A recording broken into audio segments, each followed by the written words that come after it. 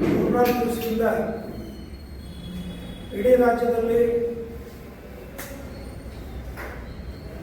ಹುಕ್ಕೇರಿ ತಾಲೂಕಿನ ಇಂಗ್ಳಿ ಗ್ರಾಮದಲ್ಲಿ ನಡೆದಂಥ ಒಂದು ಅಮಾನವೀಯ ಘಟನೆಯ ಬಗ್ಗೆ ಸಾಕಷ್ಟು ಚರ್ಚೆಗಳು, ಆಕ್ರೋಶಗಳು,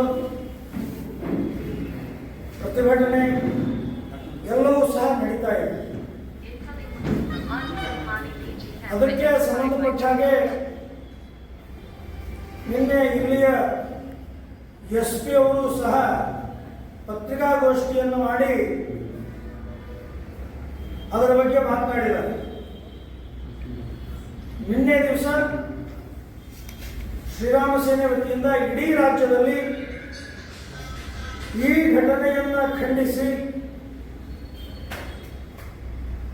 ಏನು ಅಪರಾಧಿಗಳಿದ್ದಾರೆ, ಆರೋಪಿಗಳಿದ್ದಾರೆ, ಅವರಿಗೆ ಶಿಕ್ಷೆ ಆಗಬೇಕು ಅಂತ ಹೇಳಿ, ಅವರು ಬಂಧನ ಆಗಬೇಕು ಅಂತ ಹೇಳಿ ರಾಜ್ಯಾದ್ಯಂತ ನಿನ್ನೆ ಹೋರಾಟವನ್ನು ಮಾಡಿದ್ದೀವಿ.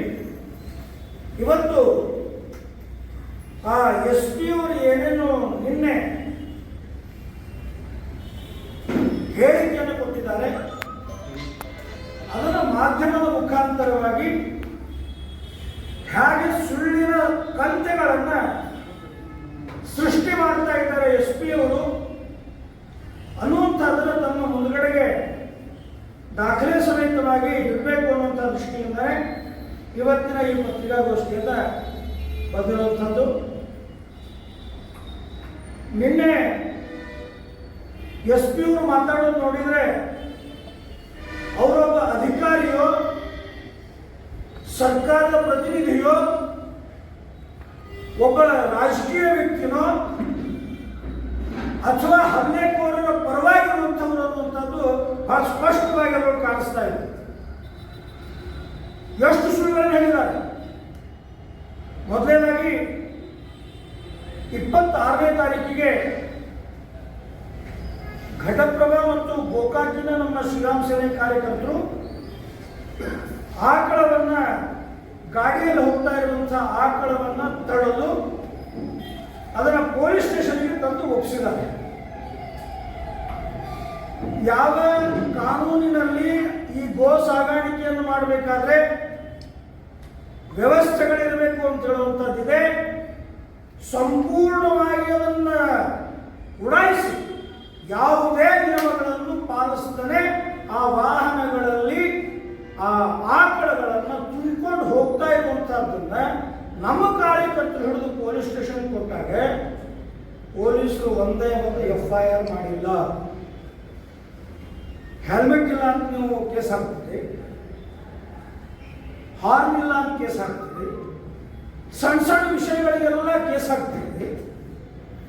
ಆ ಆಕಳಗಳ ಕೆಪಾಸಿಟಿ ಡಬಲ್ ಮಾಡಿ ಆ ವಾಹನಗಳು ತಗೊಂಡು ಹೋಗ್ತಾ ಇದ್ದಾರೆ ಅಂತಂದ್ರೆ FIR ಹಾಕೋದಿಲ್ಲ.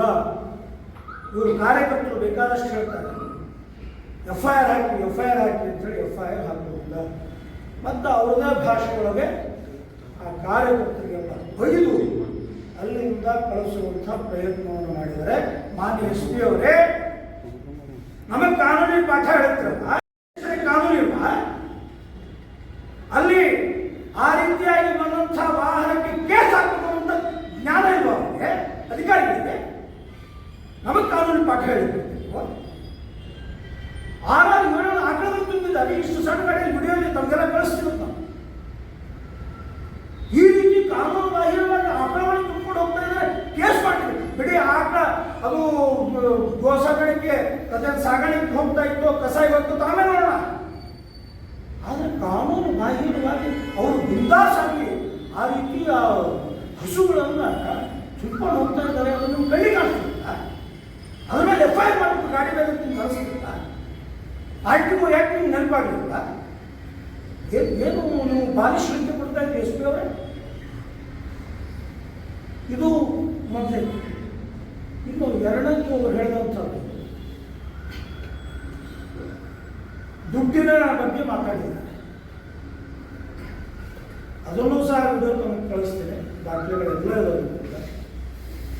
ಹುಕ್ಕೇರಿ ಪೊಲೀಸ್ ಸ್ಟೇಷನ್ಗೆ 30,000 ರೂಪಾಯಿಯನ್ನ ಕೊಟ್ಟಿದ್ದೀವಿ ಅಂತ ಹೇಳಿ ಯಾರು ಇವತ್ತು ವಿಕ್ಟಿಮನ ವಿಡಿಯೋ ತೋರಿಸ್ತಾ ಇದ್ದೀರಿ, ಮಹಿಳೆಯರು ಅದೇ ಮಹಿಳೆ 30,000 ರೂಪಾಯಿಯನ್ನು ಹುಕ್ಕೇರಿ ಪೊಲೀಸ್ ಸ್ಟೇಷನ್ನಲ್ಲಿ ಕೊಟ್ಟು ನಾವು ಆಕಳಗಳನ್ನು ಬಿಡಿಸ್ಕೊಂಡು ಬಂದಿದ್ದೀವಿ ಅನ್ನುವಂಥದ್ದನ್ನು ಆ ವಿಡಿಯೋದಲ್ಲಿ ಅದೇ ತಾಯಿ ಒಪ್ಕೊಂಡಿದ್ದಾರೆ.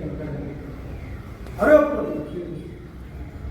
ಎರಡನೇದು 26ನೇ ತಾರೀಕಿಗೆ ಅಲ್ಲಿಂದ ಅಕಸ್ಮಾತ್ ಆಕಳಗಳು ಸರಿಯಾಗಿ ಇತ್ತು ಅಂತಂದ್ರೆ ಹುಕ್ಕೇರಿ ಪೊಲೀಸ್ ಸ್ಟೇಷನ್ನಿಂದ ಗೋಶಾಲೆಗೆ ಯಾಕೆ ಕಳಿಸಿದ್ರಿ? ಸರಿ ಇದ್ರೆ ಗೋಶಾಲೆಗೆ ಯಾಕೆ ಕಳಿಸಿದ್ರಿ? ಅಲ್ಲೂ ಸಹ ನಿಮ್ಮದು ಏನು ವ್ಯವಸ್ಥೆ. ಇನ್ನ ಮೂರನೇದು, ಆ ಗೋಶಾಲೆಯಿಂದ 28ನೇ ತಾರೀಕಿಗೆ ಆಕಳಗಳನ್ನು ಬಿಡುಗಡೆ ಮಾಡಿ ಕಳಿಸಿದ್ರು. ನಮ್ಮ ಕಾರ್ಯಕರ್ತರು ಹೋಗಿದ್ದಾರೆ, ಅದರ ಬಗ್ಗೆ ಕಂಪ್ಲೇಂಟ್ ಅಂದರೆ ಪೂರ್ತಿ ತಕರಾರು ಇದೆ.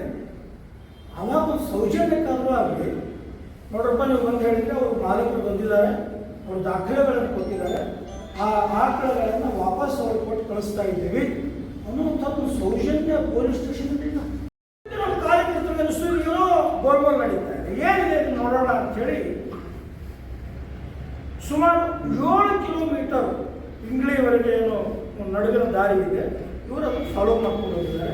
ಅದರದ್ದು ವಿಡಿಯೋ ಇದೆ, ಅದನ್ನು ಕಳಿಸ್ತೀನಿ. ಯಾವಾಗ ಇವ್ರದ್ದು ಗಾಡಿ ಬರ್ತಾ ಇದೆ ಅಂತ ಗೊತ್ತಾಯಿತು, ಇಡೀ ರಸ್ತೆ ಆ ಗೋವನ್ನು ತುಂಬಿಕೊಂಡು ಹೋದಂಥ ಗಾಡಿ ಹಿಕ್ಕ ಮುಖ ರಸ್ತೆಯಲ್ಲಿ ಓಡಾಡ್ತಾ ಇದೆ. ಹಾಗೆ ತಪ್ಪಿಸ್ಕೊಂಡು ಓಡುವಂಥ ಪ್ರಯತ್ನ. ತಪ್ಪು ಮಾಡಿಲ್ಲ ನೀವು ಅಂತಂದ್ರೆ ಯಾಕೆ ಹೋಗಬೇಕಾಗಿತ್ತು? ನೀವು ಆ ರೀತಿ ಲೀಗಲ್ ಆಗಿದ್ರೆ ಮಧ್ಯ ಕೇಳಬೇಕಿಲ್ಲ.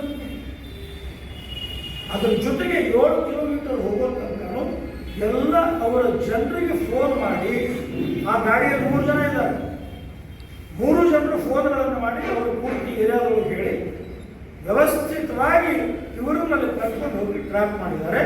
ಆ ಮಹಿಳೆ ವಿಕ್ಟಿಮ್ ಮಹಿಳೆ ಇರುವಂಥ ವಿಡಿಯೋದಲ್ಲಿ ಭಾಳ ಸ್ಪಷ್ಟ ಇದೆ. ನೀನೆ ಎಷ್ಟೋ ಭಾಳ ಹೊಡೆದಾಗ ಹೇಳ್ತೇವೆ, ಮನೆ ಹುಟ್ಟುಬಿಟ್ರು, ಮಹಿಳೆಯರ ಪ್ರಯತ್ನ ಮಾಡಿದರು. ಸ್ವಾಮಿ ಆ ಹೇಳಿಕೆ ಒಂದ್ಸರಿ ನೋಡಿ, ಆ ಮಹಿಳೆ ಹೇಳಿಕೆ ನೋಡಿ ಒಂದ್ಸರಿಗೆ, ಕಿವಿ ಕಣ್ಣು ತೆಗೆದು ನೋಡಿ ಒಂದ್ಸರಿ. ಕೇವಲ ಹಿಂದೂ ಸಂಘಟನೆ ಮೇಲೆ ಆರೋಪ ಮಾಡೋದಲ್ಲ, ಅದೇ ಮಹಿಳೆ ಹೇಳ್ತಾಳೆ, ನಮ್ಮ ಯಜಮಾನರು ಗಾಡಿ ತಂದು ನಿಂದಿರಿಸಿ ಅವ್ರು ಕೆಳಗಿಳಿಸಬೇಕಾದ್ರೆ ಇವರು ಹುಡುಗರು ಬಂದರು, ಎಳೆದಾಟ ಆಯಿತು, ಅಕ್ಕಿನ ಕೊಟ್ಟದ್ದು ಸ್ಟೇಟ್ಮೆಂಟ್ ಇತ್ತು, ಎಳೆದಾಟ ಆಯಿತು. ಆಮೇಲೆ ಒಂದಿಬ್ಬರು ಹೆಣ್ಮಕ್ಳು ನಾವು ಹೋದ್ವಿ, ನಮ್ಮ ಜೊತೆ ತಳ್ಳಾಟ ಆಯಿತು. ಆಮೇಲೆ ಜನ ಎಲ್ಲ ಸೇರಿದ್ರು, ಇವರು ಓಡೋದಕ್ಕೆ ಪ್ರಯತ್ನ ಮಾಡಿದ್ರು, ಹೊಡೆದ್ವಿ ಅಂತ ಹೇಳಿ ಓಪನ್ ಆಗಿ ಹೇಳ್ತಾ ಇದ್ದಾರೆ. ನೀವೇನು ಹೇಳ್ತಾ ಇದ್ದೀರತ್ತು? ಮನೆಯಲ್ಲಿ ಹೋಗ್ಬಿಟ್ಟು ಯಾರು ನೀವು ಬಚಾವ್ ಮಾಡಿ ಹೊರಟಿದ್ದೀರಿ? ಯಾರು ಹುಡುಗಾಟ ಮಾಡ್ತಾ ಇದ್ರೆ ಗೋರಕ್ಷಕರ ಬಗ್ಗೆ ಅಷ್ಟೊಂದು ಲಘುವಾಗಿ ಮಾತಾಡ್ತೀವಿ.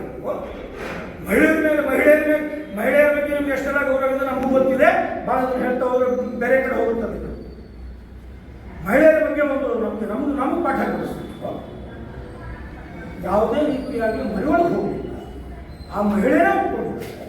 ಇವರು ಕೂತ್ಕೊಂಡು ಇಡೀ ರಾಜ್ಯಕ್ಕೆ ಹೇಳ್ತಾರೆ, ಇಷ್ಟು ಸುಳ್ಳು ಹೇಳೋದು, ಅದ್ರ ಫೋಟೋ ಇದ್ದಾವೆ. ಆ ಮನೆಯ ಹೊರಗಡೆಗೆ ಮಾತನಾಡ್ತಾ ಇರುವಂಥ ಫೋಟೋಗಳಿದಾವೆ, ಕಳಿಸ್ತೀವಿ. ಅವರು ಈಗ ಫೋಟೋಗಳಿದ್ದಾವೆ, ನೇರವಾಗಿ ಮನೆಗೆ ನುಗ್ಗುವಂಥ ಪ್ರಸಂಗನೇ ಬಂದಿಲ್ಲ. ಅಲ್ಲಿ ಒಂದಿಬ್ಬರು ಹಿರಿಯರಿದ್ದಾರೆ, ಗಂಡ್ಮಕ್ಳಿದ್ದಾರೆ.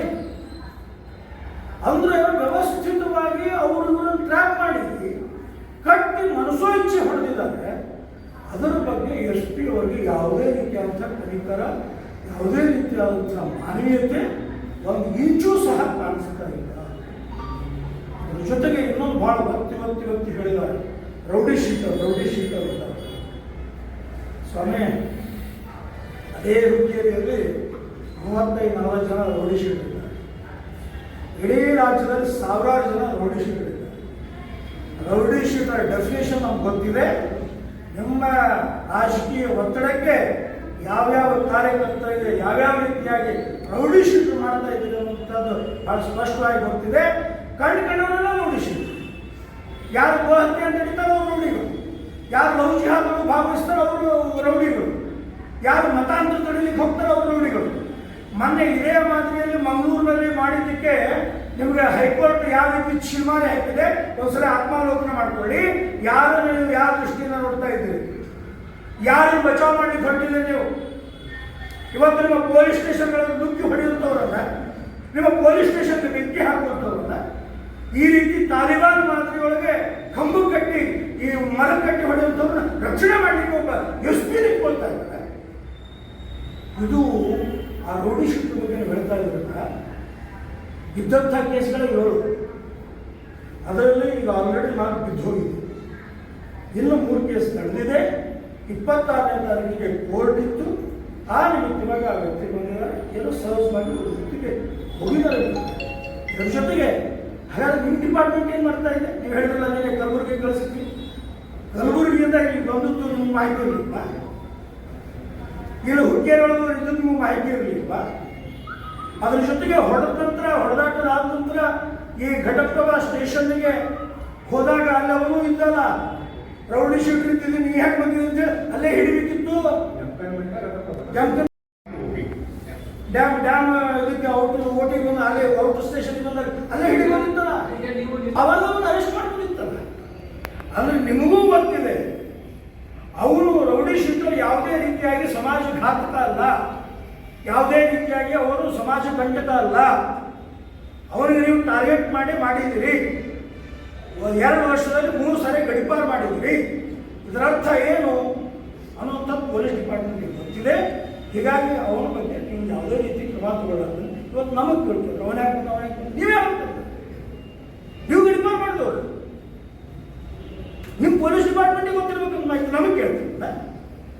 ಸೊ ಈ ರೀತಿಯಾಗಿ ಬಾಲಿಶ್ ಹೇಳಿಕೆ ಕೊಡುವಂಥ ಎಸ್ ಪಿ ಅವರ ಹೇಳಿಕೆಗಳನ್ನು ಖಂಡಿಸ್ತಾ ಇದ್ದೀನಿ. ಅದ್ರ ಜೊತೆಗೆ ಇನ್ನೊಂದು ಹೇಳಿದ ಲೆಟರ್ ಕೊಟ್ಟಿದ್ದಾರೆ. ಸ್ವಾಮಿ, ಪೊಲೀಸ್ ಡಿಪಾರ್ಟ್ಮೆಂಟು ಯಾರ್ಯಾರ ಕಡೆಯಿಂದ ಯಾರ್ಯಾರ ಕಡೆ ಹೇಗೆ ಲೆಟರ್ ತಗೊಳ್ಬೇಕು ಅನ್ನೋಂಥದ್ದು ಭಾಳ ಗೊತ್ತಿದೆ. ಸಾಕಷ್ಟು ಲೆಟರ್ಗಳನ್ನು ನೋಡಿದ್ವಿ ಅಂತ ಅವ್ರು ಹೇಗೆ ಹೆದರಿಸ್ತಾರೆ, ಹೇಗೆ ಬೆದರಿಸ್ತಾರೆ, ಬ್ಲ್ಯಾಕ್ ಮೇಲ್ ಮಾಡ್ತಾರೆ, ಎಲ್ಲ ಗೊತ್ತಿದೆ ನಮಗೆ. ಇದರ ಜೊತೆಗೆ ನಮ್ಮ ಕಾರ್ಯಕರ್ತರು ಯಾರೂ ಸಹ ಲೆಟರನ್ನು ಬರೆದು ಕೊಟ್ಟಿಲ್ಲ.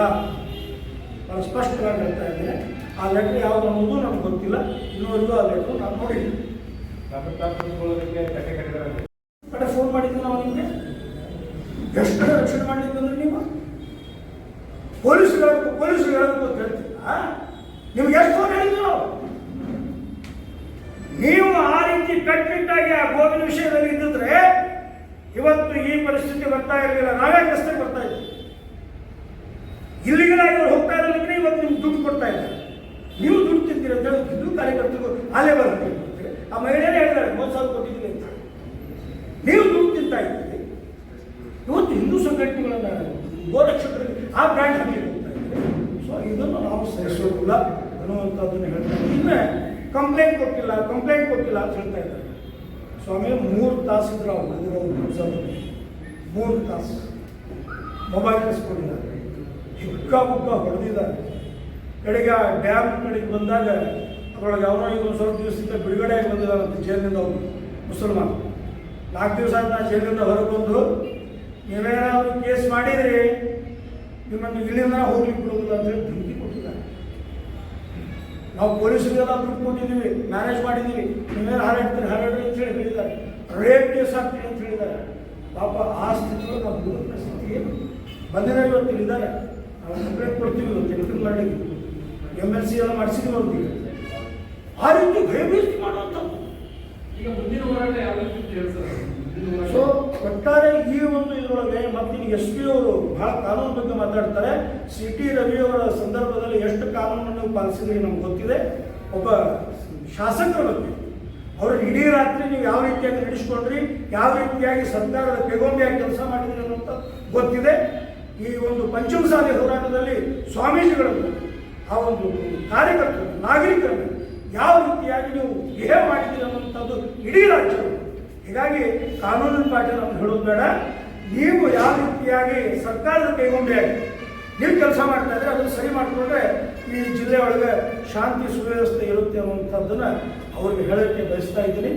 ಅದ್ರ ಜೊತೆಗೆ ನಾವೀಗ ಆಲ್ರೆಡಿ ಹೇಳಿದ್ದೀವಿ, 3ನೇ ತಾರೀಕು ಜುಲೈ 3ನೇ ತಾರೀಕಿಗೆ ಚಲೋ ಇಂಗ್ಳಿ ಅನ್ನುವಂಥ ಕರೆಯನ್ನು ಕೊಟ್ಟಿದ್ದೀವಿ. ಆ ವಿಡಿಯೋದಲ್ಲಿ 35-40 ಜನ ಇದ್ದಾರೆ.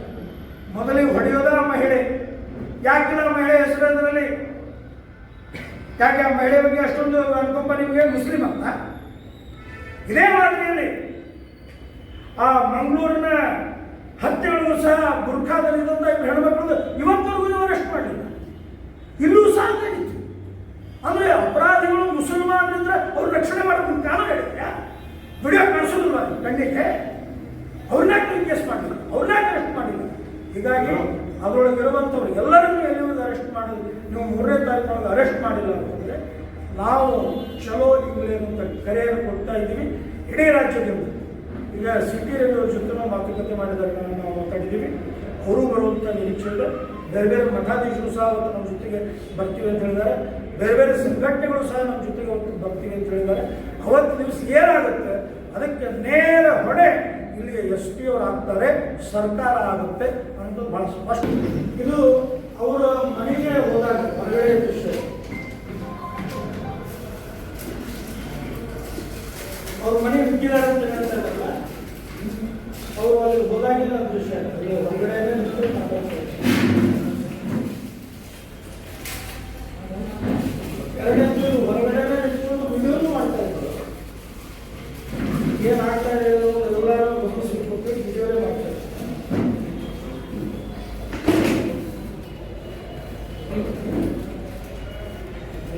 ಇದು ಆ ಗಾಡಿ.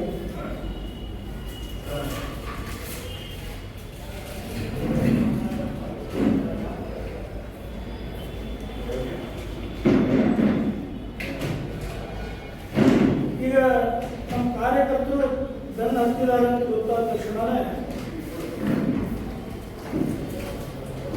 ಅವ್ರ ಗಾಡಿಯನ್ನು ಯಾವ ರೀತಿ ತಗೊಂಡು ಹೋಗಿದ್ದಾರೆ. ಇನ್ನೊಂದು ಬಹಳ ಪ್ರಮುಖ ಅಂಶ ಅಂದರೆ ಇವರು ಹುಕ್ಕೇರಿ ಪೊಲೀಸ್ ಸ್ಟೇಷನ್ಗೆ ಫೋನ್ ಮಾಡಿದ್ದಾರೆ.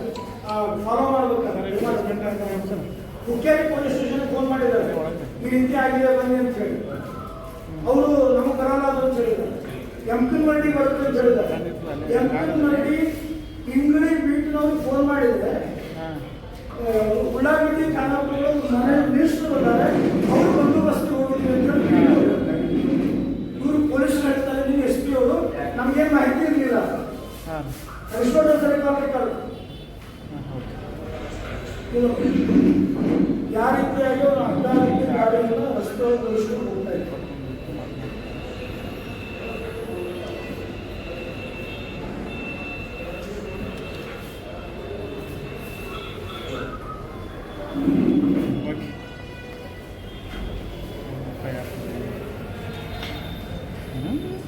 ಗಾಡಿಯಲ್ಲಿ ಒಬ್ಬರೇ ಇಲ್ಲ, ಇಬ್ಬರಿದ್ದಾರೆ. ಒಬ್ಬರು ಫೋನ್ ಮಾಡ್ತಾನೆ ಹೋಗ್ತಾ ಇದ್ದಾರೆ. ಅದರಲ್ಲಿ ಜನರಿಗೆಲ್ಲ ವರ್ಕ್ ಮಾಡಲಿಕ್ಕೆ 7 ಕಿಲೋಮೀಟರ್ ಡಿಸ್ಟೆನ್ಸ್ ಒಳಗೆ ಇದೆಲ್ಲರೂ ಆಗಿದೆ. ಹೇಳ್ತಾರೆ ಮನೆಗೊಂದು ನಿಂತಿದ್ದಾರೆ.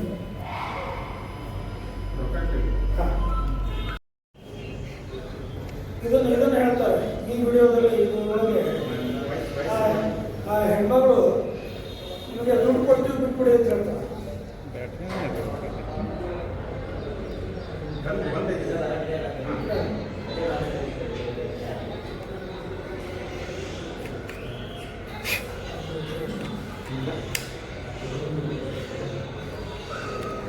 ಇನ್ನೊಂದಿದೆ, ಇದು ಅಡ್ವಾನ್ಸ್ಡ್ ಟೆಕ್ನಾಲಜಿ ಅಂತ ಹೇಳ್ಬೋದು. ಇದು ಯುಗ ಮೋಸ್ಟ್ಲಿ SP ಗೊತ್ತಿಲ್ಲ ಅನ್ಸುತ್ತೆ. ವಾಯ್ಸ್ ರೆಕಾರ್ಡ್ಗಳಿದ್ದಾವೆ. ಪೊಲೀಸ್ ಸ್ಟೇಷನ್ ಹೋದಾಗ ಏನೇನು ಮಾತುಕತೆ ಆಗಿದ್ದಾವೆ ಅದರದ್ದು ವಾಯ್ಸ್ ರೆಕಾರ್ಡ್ ಇದ್ದಾವೆ.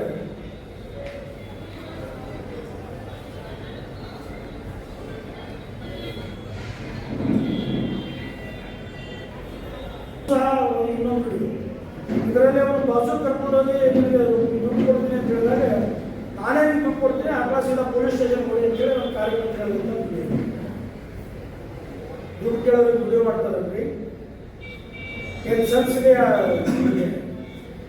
SP ಅವರೇ? ಸೆನ್ಸ್ ಇದೆಯಾ ನಿಮ್ಗೆ ಸ್ವಲ್ಪ ಮಾತಾಡಬೇಕಾದ್ರೆ?